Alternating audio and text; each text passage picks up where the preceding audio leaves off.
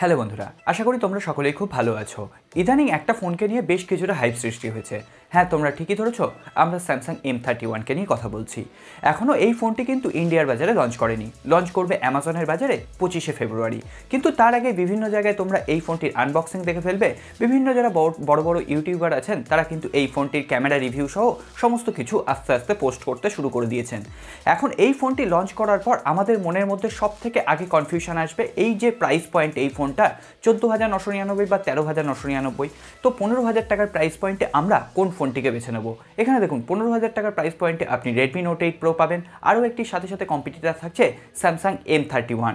এছাড়াও যদি আপনার বাজেটটা আরেকটু বাড়াতে পারেন তাহলে আপনার জন্য থাকবে রিসেন্টলি লঞ্চ হওয়া Poco X2, Realme X2-র মতো ফোনগুলো। এই সমস্ত যে ফোনগুলো রয়েছে সেগুলোর সবকটার প্রাইস ডিফারেন্সই আপনি যদি বিচার করেন দেখবেন 1,000 থেকে 1,500 টাকার আশেপাশে।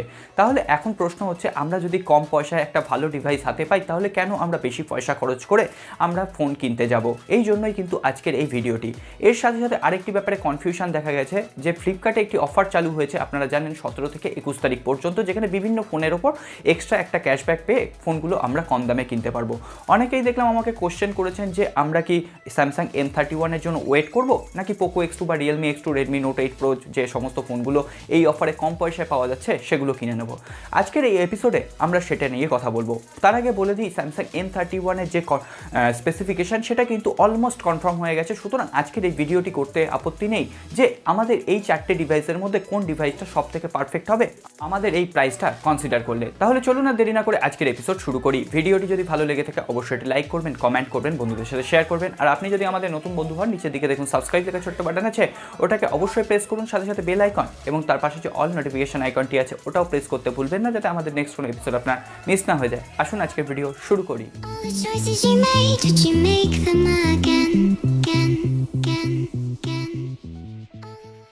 প্রথমে যদি আমরা এই চারটি ফোনের ডিসপ্লে, ডিজাইন এবং বিল্ড কোয়ালিটি নিয়ে কথা বলি তাহলে একমাত্র স্যামসাং M31 ও Realme X2 এই দুটি ফোনে আপনি পাবেন সুপার অ্যামোলেড স্ক্রিন। এর সাথে সাথে কিন্তু Realme X2-তে আপনি ইন ডিসপ্লে ফিঙ্গারপ্রিন্ট স্ক্যানার দেখতে পাবেন, অন্যদিকে স্যামসাং M31-এ আপনি রেয়ার প্যানেলে ফিজিক্যাল ফিঙ্গারপ্রিন্ট সেন্সার দেখতে পাবেন। আরও অন্য দুটো ফোন যেটা থাকছে Redmi Note 8 Pro এবং Poco X2, এখানে কিন্তু IPS প্যানেলের ডিসপ্লে দেখতে পাবেন। এর সাথে সাথে বলে দিই, Poco X2-তে কিন্তু 120 হার্টজের রিফ্রেশ রেট থাকছে। রিফ্রেশ রেট কিন্তু কখনোই ডিসপ্লে কোয়ালিটিকে এনহ্যান্স করে না, রিফ্রেশ রেট কিন্তু শুধুমাত্র যে ডিসপ্লের উপর টাচ স্মুথনেস এটাকে কিছুটা বাড়িয়ে দেয়। সুতরাং ডিসপ্লে কোয়ালিটি যদি আপনি বলতে চান তাহলে কিন্তু এখানে আপনার জন্য Realme X2 অথবা স্যামসাং M31 অনেক বেটার Redmi Note 8 Pro অথবা Poco X2 থেকে। সুপার অ্যামোলেড প্যানেল সবসময় বেটার হয় কিন্তু IPS প্যানেলের থেকে, এটা একটা মাথায় রাখবেন। আর এর সঙ্গে সঙ্গে এটাও বলে দিই, সুপার অ্যামোলেড প্যানেল কিন্তু ব্যাটারি কনজামশনটা অনেক কম করে, অন্যদিকে Poco X2 120 হার্টজের রিফ্রেশ রেটে ইউজ করলে এই ব্যাটারি কনজামশন কিন্তু অনেক বেশি হবে। এখানে স্যামসাং M31 এই ফোনটিতে আপনি কিন্তু শুধুমাত্র পলিকার্বনেট বডি দেখতে পাবেন। আদার্স যে তিনটে ফোন রয়েছে সেখানে আপনি গ্লাস ব্যাক ডিজাইন দেখতে পাবেন এবং এর সাথে সাথে তিনটি ফোনের দুদিকেই থাকছে কর্নিং গরিলা গ্লাস 5 এর প্রোটেকশন। স্যামসাং M31 এর সামনের দিকে আপনি কর্নিং গরিলা গ্লাস 5 এর প্রোটেকশন পেয়ে যাবেন, কিন্তু পেছনের দিকে অ্যাজ ইউজুয়াল পলিকার্বনেট বডি থাকছে। সুতরাং আমরা যদি এই প্রাইস পয়েন্টে স্যামসাং এর কাছ থেকে যদি কোনোভাবে গ্লাস বডি ডিজাইন পেতাম অবশ্যই সেটা বেটার হতো। এর বিল্ড কোয়ালিটির দিক থেকে কিন্তু স্যামসাং কিছুটা এই ধারে পিছিয়ে থাকছে, অন্যদিকে কিন্তু আদার্স যে তিনটে ফোন তিনটে আলাদা আলাদা ডিজাইন আপনাকে প্রোভাইড করছে। এখন আপনার পছন্দ মতো, এটা কিন্তু সম্পূর্ণটা পার্সোনাল প্রেফারেন্স যে আপনি কোন ডিজাইনটাকে বেছে নেবেন। আমি হলে কিন্তু Poco X2 যে ডিজাইনটা সেটা আমার যথেষ্ট ইউনিক লেগেছে, আমার কিন্তু Poco X2 ডিজাইনটা সব থেকে ভালো লাগছে। এরপর আমরা যদি এই চারটে ফোনের পারফরমেন্সটা এক নজরে দেখি তাহলে কিন্তু স্যামসাং M31-এ এখানে ইউজ করা হচ্ছে Exynos-এর 9611 চিপসেট, যেটা কিনা স্যামসাংয়ের আগের ফোন স্যামসাং M30s-এ ইউজ করা হয়েছিল। এছাড়াও আর তিনটে যে ফোন রয়েছে তার মধ্যে Poco X2, Realme X2-তে থাকছে Qualcomm Snapdragon 730G প্রসেসর এবং Redmi Note 8 Pro-তে থাকছে MediaTek-এর Helio G90T প্রসেসর।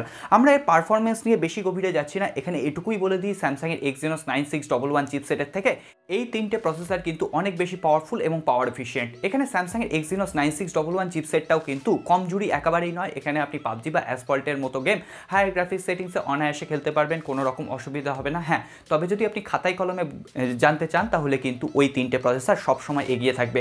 এর সাথে সাথে আপনি তিনটে ফোনেই, এখানে চারটে ফোন নিয়ে আমরা কথা বলছি, এই চারটে ফোনেই কিন্তু আপনি DDR4X RAM পেয়ে যাবেন। এছাড়াও UFS 2.1 স্টোরেজ টাইপ থাকছে। সুতরাং পারফরমেন্স নিয়ে আপনার কিন্তু কোনো রকম প্রবলেম হবে না।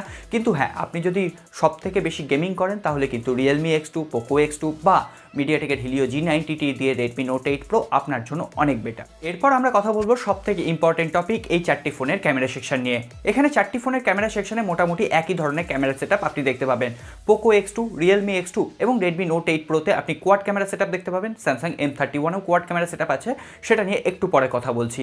এখানে তিনটে ফোনের আপনি প্রাইমারি ক্যামেরা পাবেন 64 মেগাপিক্সেল, তবে রিয়েলমি X2 এবং রেডমি নোট 8 প্রো এখানে আপনি স্যামসাংয়ের GW1 সেন্সর দেখতে পাবেন প্রাইমারি ক্যামেরার ক্ষেত্রে। অন্যদিকে থাকবে 8 মেগাপিক্সেলের ওয়াইড অ্যাপারচার লেন্স, 2 মেগাপিক্সেলের ডেপথ মোড ক্রিয়েট করার জন্য এবং 2 মেগাপিক্সেলের একটি ম্যাক্রো লেন্স। কিন্তু এখানে পোকো X2 যে 64 মেগাপিক্সেলের ক্যামেরা সেখানে ইউজ করা হয়েছে সনি IMX686 সেন্সর। সেটা কিন্তু একটা ফ্ল্যাগশিপ লেভেলের ক্যামেরা স্টেবিলিটি একটা আপনাকে প্রোভাইড করবে, অবশ্যই একটি বেটার ইমেজ প্রসেসিং কিন্তু সেটা আপনাকে দেবে। সুতরাং এখানে যদি আপনি খাতায় কলমে বিচার করতে চান তাহলে কিন্তু এখানে পোকো X2 সব থেকে বেটার পারফরমেন্স প্রোভাইড করার কথা, কিন্তু খাতায় কলমে এটা হলেও এটা কিন্তু বাস্তবে তা দেখা যাচ্ছে না। এক রকম লাইটিং কন্ডিশনে এক একটা ফোন কিন্তু এখানে বেটার পারফরমেন্স করছে। ধরুন লো লাইটে কোনো জায়গায় পোকো X2 পারফরমেন্স ভালো দিচ্ছে, আবার একই লো লাইট সিচুয়েশনে হয়তো কোনো জায়গায় রিয়েলমি X2 আপনাকে বেটার পারফরমেন্স দিচ্ছে, আবার কোথাও হয়তো এখানে ডাইনামিক রেঞ্জে রেডমি নোট 8 প্রো আপনাকে ভালো পারফরমেন্স প্রোভাইড করছে। স্যামসাং M31-এ এবার আসি। স্যামসাং M31-এও কিন্তু যে 64 মেগাপিক্সেলের প্রাইমারি ক্যামেরাটা দেওয়া হয়েছে সেখানে স্যামসাংয়ের GW1 সেন্সর ইউজ করা হবে, এর সাথে সাথে 8 মেগাপিক্সেলের একটি ওয়াইড অ্যাপারচার লেন্স। তবে হ্যাঁ, এখানে 5 মেগাপিক্সেলের একটি ডেপথ মোড ক্রিয়েট করার জন্য পাবেন এবং 5 মেগাপিক্সেলের একটি ম্যাক্রো লেন্স পাবেন। অন্য যে তিনটে ফোনের কথা আমরা বললাম সেখানে 2 মেগাপিক্সেলের ম্যাক্রো লেন্স এবং 2 মেগাপিক্সেলের ডেপথ মোড ক্রিয়েট করার জন্য পেয়েছেন। এই দিক থেকে কিন্তু স্যামসাংকে অবশ্যই প্রশংসা জানাতে হয়, কারণ এই প্রাইস রেঞ্জে তারা অন্তত 5 মেগাপিক্সেলের ডেপথ মোড এবং 5 মেগাপিক্সেলের একটি ম্যাক্রো লেন্স দেওয়ার কথা ভেবেছে। স্যামসাং M31 যেহেতু এখনও লঞ্চ করেনি, তাই জন্য এর বাস্তবে ক্যামেরা পারফরমেন্স কেমন এখনই বলা সম্ভব নয়। তবে বড় বড় ইউটিউবার যারা আছেন, যারা অলরেডি ফোনটা হাতে পেয়ে গেছেন এবং আনবক্সিং বা যারা ছবি ক্যাপচার করে ইউটিউবে পোস্ট করেছেন, সেখান থেকে যে ছবিগুলো আমরা পেয়েছি সেগুলো কিন্তু যথেষ্ট ইমপ্রেসিভ। এই জুমটাও কিন্তু যথেষ্ট ভালোভাবে কাজ করছে। তবে ফোনটা লঞ্চ করার পর কিন্তু আমরা এটাকে বলতে পারবো। এরপর আমরা কথা বলবো এই ফোনগুলির ব্যাটারি সেকশন নিয়ে। এখানে তো ক্লিয়ার উইনার আপনারা সকলেই জানেন স্যামসাং M31, কারণ সেখানে দেওয়া হয়েছে ম্যাসিভ 6000 মিলিঅ্যাম্পিয়ারের ব্যাটারি। তবে হ্যাঁ, এখানে কিছু প্রশ্ন রয়েছে। এখানে স্যামসাংয়ের 6000 মিলিঅ্যাম্পিয়ারের ব্যাটারির সাথে তারা প্রোভাইড করছে 15 ওয়াটের ফাস্ট চার্জ সাপোর্ট, যেটা কিন্তু এই ফোনটিকে 0 to 100% চার্জ করতে প্রায় 2.5 থেকে 3.5 ঘন্টা টাইম নিয়ে নেবে। অন্যদিকে রিয়েলমি X2 দেখুন, পোকো X2 দেখুন। রিয়েলমি X2-তে আপনি 30 ওয়াটের বুক চার্জ সাপোর্ট পাবেন, পোকো X2-তে 27 ওয়াটের ফাস্ট চার্জ সাপোর্ট পাবেন। অন্যদিকে রেডমি নোট 8 প্রোতে আপনি 18 ওয়াটের ফাস্ট চার্জ সাপোর্ট পাবেন। অন্য যে ফোনগুলো রয়েছে সেখানে আপনি 4 থেকে 4500 mAh এর মধ্যে ব্যাটারি পাবেন। হ্যাঁ, ব্যাটারি যদি আপনার মেন প্রায়োরিটি হয় তাহলে স্যামসাং M31 অবশ্যই আপনার জন্য বেটার, এখানে কিন্তু কোনো কিছু বলার নেই। তার উপর আবার সুপার অ্যামোলেড স্ক্রিন রয়েছে, ব্যাটারি কনজাম্পশন কম। অন্যদিকে আপনার যদি চার্জিং টাইম কম প্রায়োরিটি হয় তাহলে কিন্তু এখানে আপনার জন্য পোকো X2 বা রিয়েলমি X2 সব থেকে বেটার ভ্যালু ফর মানি আপনাকে প্রোভাইড করবে, কারণ ওই দুটো ফোন চার্জ হতে কিন্তু সব থেকে কম টাইম নেবে। আর আমার মনে হয় 4000 বা 4500 mAh এর ব্যাটারি একদিনে চলার পক্ষে যথেষ্ট। ফলে আমরা যদি একটা ফাস্ট চার্জার অ্যাভেলেবেল পাই তাহলে সেটাই হয়তো বেটার হবে। আমরা 1-1.5 ঘন্টায় ফোনটাকে পুরোটা চার্জ করে নিয়ে বাইরে বেরিয়ে যেতে পারবো, তার জন্য কিন্তু 2.5 থেকে 3 ঘন্টা ফোনটা চার্জে দিয়ে বসার কোনো দরকার নেই। এরপর আপনারা আপনাদের মতো ফোনটিকে বেছে নেবেন। এরপর আমরা কথা বলবো সিম স্লট নিয়ে। এখানে শুধুমাত্র পোকো X2-তে আপনি হাইব্রিড সিম স্লট পাবেন, বাকি তিনটে ফোনে রয়েছে ট্রিপল কার্ড স্লট, দুটো সিম এবং একটি micro SD card at a time use করতে পারবেন। এখানে রিয়েলমি X2-তে আপনি কিন্তু রিয়েলমি নিজস্ব ওএস দেখতে পাবেন, আপডেট এখনও আসেনি, চলে আসবে, এখনও পর্যন্ত কালার ওএসে রান করছে। এছাড়াও পোকো X2-তে আপনি MIUI এর কাস্টমাইজেশন দেখতে পাবেন, রেডমি নোট 8 প্রোতেও MIUI কাস্টমাইজেশন দেখতে পাবেন। পোকো X2-তে MIUI এর উপরে আবার পোকোর যে নিজস্ব অপটিমাইজেশন সেটা আপনি দেখতে পাবেন, কিন্তু এখানে স্যামসাংয়ের যে One UI 2.0 কাস্টমাইজেশন দেখতে পাবেন। এখানে সব কটা কাস্টমাইজেশন যদি আপনি বিচার করেন তাহলে কিন্তু আমার জন্য স্যামসাংয়ের One UI 2.0 কাস্টমাইজেশনটা এখনও পর্যন্ত সব থেকে বেস্ট লেগেছে, সব থেকে স্মুথ এবং সব থেকে স্টেবল পারফরমেন্স প্রোভাইড করছে। হ্যাঁ, এতদিন পর্যন্ত আমি MIUI-কে সাপোর্ট করতাম, কিন্তু না, এখন স্যামসাং ইউজ করার পর অবশ্যই আমি স্যামসাংকে সাপোর্ট করতে বাধ্য হচ্ছি। এখানে স্যামসাং M31-এ আপনি out of the box Android 10 পেয়ে যাবেন, পোকো X2-তেও out of the box Android 10 থাকছে। এছাড়াও রেডমি নোট 8 প্রো ও রিয়েলমি X2 এই দুটো ফোনে কিন্তু অ্যান্ড্রয়েড 9 বেস আছে। তবে এই মাসের মধ্যে আশা করি অ্যান্ড্রয়েড 10-এর আপডেট আপনারা সকলেই পেয়ে যাবেন। তো এইটা ছিল পুরোটাই একটা সাইড বাই সাইড কম্প্যারিজন। এরপর আপনারা ঠিক করবেন আপনাদের জন্য সবথেকে ভ্যালু ফর মানি ডিভাইস কোনটা। এখন যদি আপনারা বলেন যে আমরা রেডমি নোট 8 প্রো কিনতে চাইছি বা রিয়েলমি X2 বা পোকো X2, তার জন্য কি আমরা স্যামসাং M31-এর জন্য ওয়েট করবো না ওই ফোনগুলো কিনে নেবো, তাহলে কিন্তু আমি বলবো আপনার পছন্দের ফোন যেটা হোক না কেন, পোকো X2 বা রিয়েলমি X2 বা এখানে রেডমি নোট 8 প্রো, সেই ফোনটি আপনি কিনে নিন। কারণ এই তিনটি ফোনের সাথে এই ফোনটিকে একদম মিশিয়ে ফেলবেন না, কারণ তিনটে ফোন কিন্তু তিনটে প্রাইস রেঞ্জে আসছে।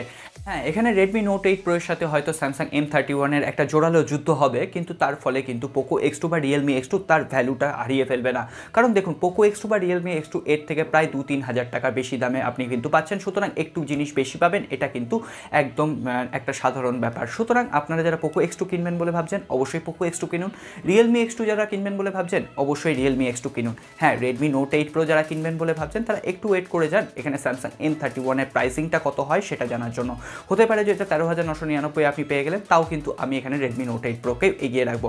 সুতরাং ওই ফোনটির জন্য ওয়েট করে লাভ নেই, আপনারা নিশ্চিন্তে ফোন কিনতে পারেন এই অফার পিরিয়ডে। তো বন্ধুরা, আজকে আর কথা বাড়াবো না, এখানেই শেষ করবো। ভিডিওটি যদি ভালো লেগে থাকে লাইক করবেন, কমেন্ট করবেন, বন্ধুদের সাথে শেয়ার করবেন। আর আপনি যদি আমাদের নতুন বন্ধু হন, নিচের দিকে দেখুন সাবস্ক্রাইব লেখা ছোট্ট বাটন আছে, ওটাকে প্রেস করে দিন। সাথে সাথে বেল আইকন এবং তার পাশে যে অল নোটিফিকেশন আইকনটি আছে ওটাও প্রেস করতে ভুলবেন না, যাতে আমাদের নেক্সট কোনো এপিসোড আপনার মিস না হয়ে যায়। আর হ্যাঁ, ফেসবুক এবং ইনস্টাগ্রাম পেজে আমাদের ফলো করে নেবেন এবং টেলিগ্রাম গ্রুপের জয়েন লিঙ্ক আছে ডেসক্রিপশন বক্সে, জয়েন করে যাবেন। দেখা হবে আগামী পর্বে। খুব ভালো থাকবে।